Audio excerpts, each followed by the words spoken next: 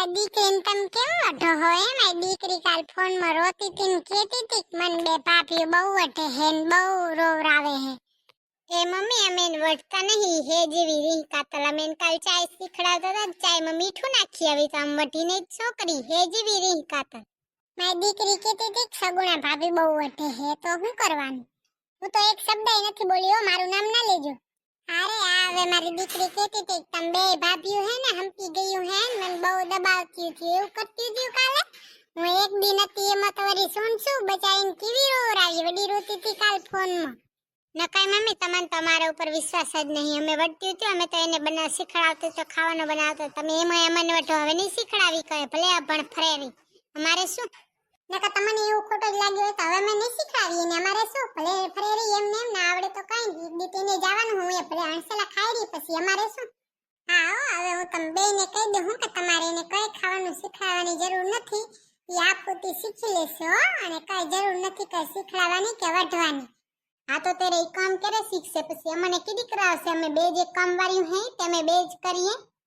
અને તમે તમારી દીકરી આખો દી રખડતા હો, બીજું કઈ કામ તો કરતા નથી. ઘરે ચા બનાવી દે તો કાક કરી દે તો મને મદદ થાય. તમારે કઈ કરવું નહીં, ખાલી બેહવું હે ને ખાવું હે એટલે તો આવડું શરીર વધ્યું છે. સગુણા બેન હજી તો તમે તાજે તાજે જાય હો ને કેમ આટલું બધું બોલો હો રે? હા સાચું બોલી એટલે તમને વહમું લાગે. ભૂતડી બેન તમે જાણે બહુ ઘણું નથી બોલતા હમણાં.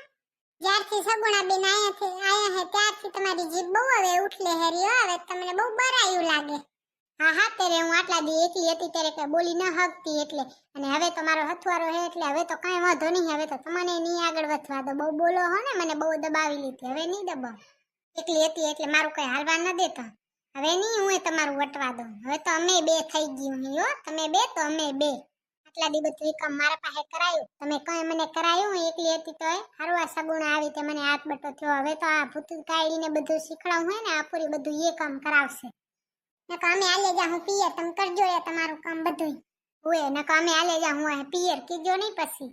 આ તો હું આટલા દી ભૂતળા હાટું થઈને જ રહીતી, નકા હું આટલી વાર રહું નહીં, તમને ખબર હે. કા તમે બે મને ધમકી દો હો? બિયા હું તમારી આવી ધમકી થી? જો મમ્મી હું તમને કહી દઉં કે કાલથી હવે કાયડી રોહડામાં નહીં આવે ને તો અમે બે જણી હાલી જાઉં પિયર. જો સુધી કાયડીનું કામ ના આવડી જાય ત્યાં સુધી અમે આવશું નહીં. વાહ કીજો નહીં અમને. અમે નોકરાણીઓ નથી કહી તમારે કક કરાવાય એમ મને. હા ઓ ભૂતડી બેન મને ધમકી ના દો. ધમકી નહીં દેતા મમ્મી, સાચું કઈ નહીં રે. હવે તો અમે પિયર જાશું તો અમારે શું તમારું ભૂંડું લાગશે એટલે તમે વિચાર લીજો તમારે શું કરવું હે હો. હવે પછી તમે વગોણ કરવા જાવ હો ને આખા ગામમાં, આખું ગામ તમારો વગોણ કરશે, કેસે કેવી બાઈ હે કોણ જાણે. જાવ હો ને આખા ગામમાં દોડી દોડીને વગોણ કરવા. હવે કરો વગોણ. આ ભૂતળાએ કઈ નથી કીધું એટલે ચડી ગયા લાગો તમે. મેં હામો જવાબ આપી એટલે ચડી ગયા કા?